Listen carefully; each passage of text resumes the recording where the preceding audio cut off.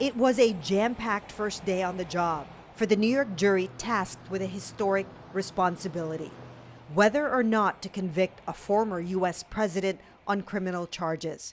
First up, instructions from Justice Juan Merchan. The defendant is not required to prove that he is innocent, he told them. The burden of proof never shifts from the people to the defendant. Then, taking less than an hour each, opening statements from both sides. An opening statement can make or break the case. The prosecution highlighted the heart of their case, alleging that Trump conspired to hide an affair with adult film star Stormy Daniels from voters in 2016 by making hush money payments through his then lawyer, Michael Cohen, and then later falsifying records to label those payments legal fees. This trial is about a conspiracy and cover-up, said prosecutor Matthew Colangelo at the end of the case. We're confident that you'll have no doubt. From the defense, Todd Blanche launched into his opening by declaring his client innocent. He focused on Cohen, a key witness for the prosecution, and reminded jurors of his reputation as a liar.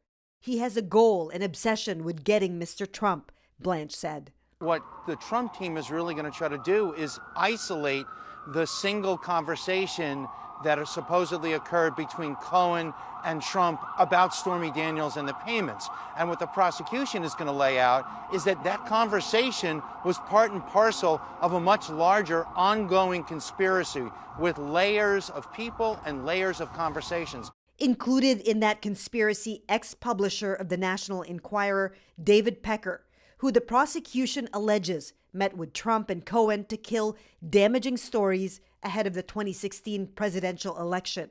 He was called to the stand to start his testimony. Where's the audio, Mr. Trump? Outside the courtroom, Trump once again gave his take on the day with his usual tirade. I'm here instead of being able to be in Pennsylvania and Georgia and lots of other places campaigning, and it's very unfair.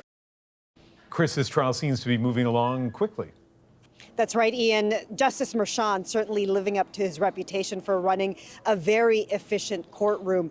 First up tomorrow, a side hearing on whether Donald Trump violated a limited gag order that prevents him from talking about witnesses. After that, David Pecker's questioning continues, and then the attention on this historic trial will likely reach fever pitch with the highly anticipated expected testimonies of Michael Cohen, Stormy Daniels, and even Donald Trump. So far, everything is on schedule, which means we could have a verdict in 6 to 8 weeks. Chris Reyes in New York City.